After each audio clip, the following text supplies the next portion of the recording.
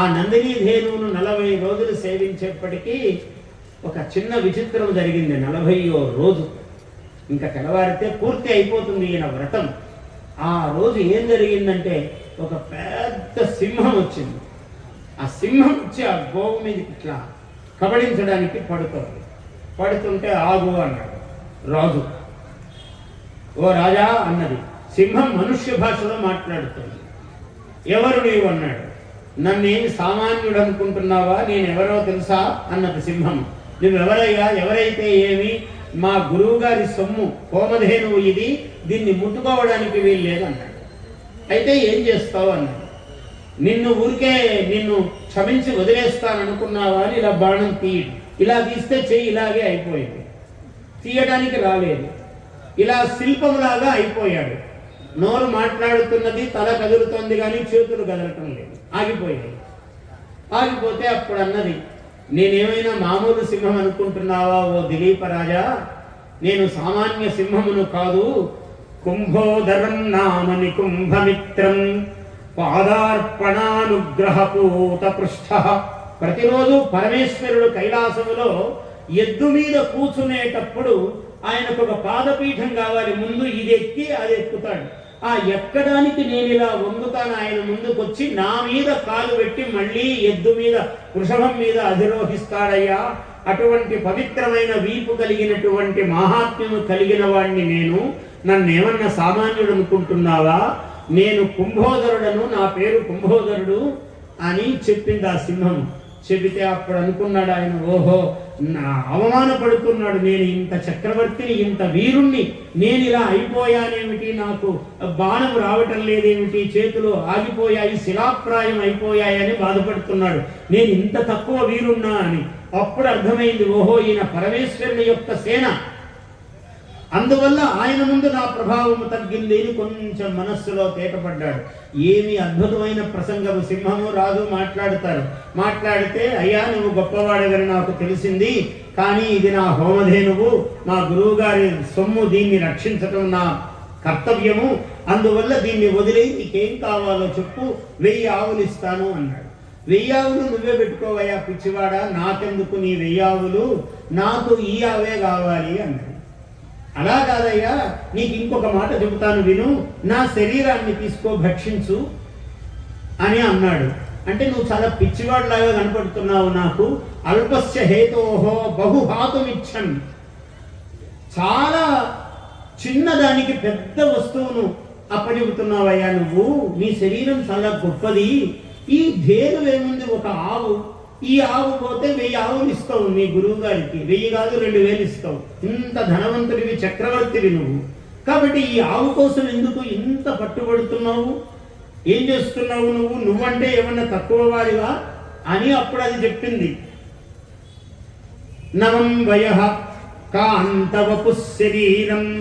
నీ శరీరము చూస్తే ఇంత సుందరుడివి, 6 అడుగులు ఉన్నావు, ఇంత అందంగా ఉన్నావు, నీ ముఖము వర్చస్సు తేజస్సు ఇంత గొప్పది, నవయౌవనములో ఉన్నావు, బలిష్టమైన శరీరం కలిగి ఉన్నావు. అల్పస్య హేతోః. చిన్న ఆవు కోసము ఏకాతపత్రం. మొత్తం సామ్రాజ్యానికి నువ్వు తప్ప ఇంకా సామంత రాజులే గాని ఇంకొక రాజు లేడు. భూమండలం అంతా నీ అధీనములో ఉన్నది. ఏకాతపత్రం జగత ప్రభుత్వం. నవం వయః కాంతమిదం శరీరం. ఇన్ని కలిగిన వాడివి, ఇంత చిన్న ఆవు కోసం నీ శరీరము ప్రాణములు ఇస్తానంటావే, నాకు నీవు పిచ్చివాడిలాగా కనపడుతున్నావు అన్నాడు. నేను పిచ్చివాడినైనా పర్వాలేదు సింహమా, నీవు దీన్ని ముట్టుకోవడానికి వీల్లేదు, నా ప్రాణములుండగా దాన్ని నువ్వు స్పృశించడానికి వీల్లేదు అన్నాడు. సరే, నువ్వు ఇంతగా ఇలా చాలా చర్చ జరుగుతుంది, ఇంత తొందరగా కాదు, మిమ్మల్ని అంతసేపు కూర్చోబెట్టడం ఇష్టం లేక తెలియచేస్తున్నాను. చాలా చర్చ జరిగింది. అన్నీ అయ్యాక, సరే నువ్వు ఇంతగా చెప్తున్నావు కాబట్టి నీ శరీరము కూడా చాలా సుందరమైనదే, ఆవు కన్నా ఆవెంత బలిష్టమో నువ్వు కూడా అంత బలిష్టమైనవి కాబట్టి అయిన వాడివి కాబట్టి ఈ పూట ఆహారానికి నాకు నువ్వు సరిపోతావు కాబట్టి సరే అంటున్నానయ్యా, నీ ఆవును సంహరించను, నిన్ను ఆహారంగా తీసుకుంటానని మొత్తం మీద సింహాన్ని ఒప్పించాడు దిలీప మహారాజు. ఒప్పిస్తే ఎప్పుడైతే ఒప్పించాడో తల వంచాడు. దాని ముందు తల వంచి ఇంకా ఆహారముగా తీసుకోమని చేతులు ముడిచి దాని ముందుకు ఇలా తల వంచాడు. వంచితే ఏమిటి ఆ సింహము యొక్క ఆ చేతి యొక్క దెబ్బ పడుతుంది తన మీద అని అనుకుంటుండగా పుష్పవృష్టి కురుస్తోంది. తల ఎత్తాడు. ఏమైంది? ఈ ధేనువు అక్కడ అమ్మవారుగా ప్రత్యక్షమైనది. నన్నెవరు ముట్టుకుంటారు నాయన? నేను కామధేనువును, నన్ను ముట్టుకోగల వాళ్ళు 3 లోకముల యందు నన్ను పట్టుకోగల వాళ్ళు లేరు. కానీ నీ భక్తిని పరీక్షించడానికి సింహముగా నేను ఇక్కడ వచ్చాను.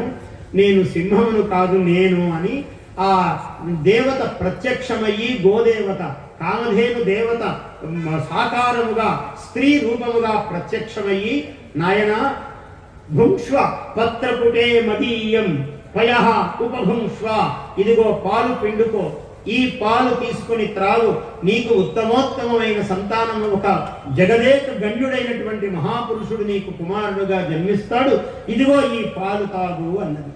40 రోజులు కష్టపడ్డాడు కదా అండి.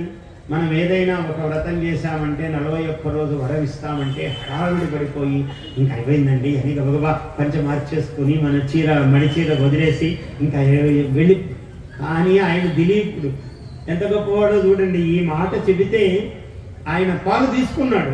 అక్కడ వెళ్ళి ఆకులు అన్నింటితో ఒక దొప్ప కుట్టాడు. దొప్ప కుట్టి ఇలాగా ఆ క్షీరము పిండే పని లేదు. ఆమె అనుగ్రహశాలిని, స్వయముగా ఆ స్రవించినది క్షీరాన్ని, పాలను స్రవిస్తే అవి ఇట్లా పట్టుకున్నాడు. పట్టుకుని, ఓ తల్లి నిన్నొక ప్రార్థన చేస్తాను, నాదొక విన్నపం అన్నాడు. ఏమిటి చెప్పన్నాడు? ఈ క్షీరము తీసుకెళ్ళి మా గురువుగారి హోమధేనువు కదా నీవు తల్లి, గురువుగారికి పాలు హోమం కోసం ఇచ్చి 6వ వంతు దీనిలో నేను అప్పుడు తీసుకునేటువంటి అనుగ్రహం నాకు కలిగించు అన్నాడు. ధర్మదేవత చెలించిపోయింది. ఆహా, నేను ధర్మాత్ముడురా, ఇటువంటి వాడికి నేను వరమిస్తున్నానని అమ్మవారు పులకించిపోయింది కామధేనువు. అప్పుడు తథాస్తు అన్నది. ఆయన ఆ క్షీరపాత్రను తీసుకొచ్చి వచ్చి ఆ ఆకులతో కట్టినటువంటి దొప్ప, ఆ దొన్నెను పట్టుకొచ్చి గురువు గారి దగ్గర పెట్టి, ఇలా జరిగింది గురువర్యా అని చెప్పాడు. అప్పుడు ఆయన పాలు, ఆ హోమం కోసము నెయ్యి అవి తీయడానికి ఎన్ని పాలు కావాలో తీసుకుని అందులో మిగిలిన భాగము రాజుకు ఇస్తే, ఆ రాజు మళ్ళీ గురువుకు గురుపత్నికి దంపతులిద్దరూ నమస్కారం చేసి ఆయన చేత అనుమతి తీసుకుని అప్పుడు ఆ పాలు తాగినది సుదక్షిణాదేవి, దిలీపుడు. అప్పుడు వాళ్లకు రఘువు అనే గొప్ప మహాత్ముడైన రాజు పుట్టాడు. Please subscribe to our YouTube channel. Like and share this video.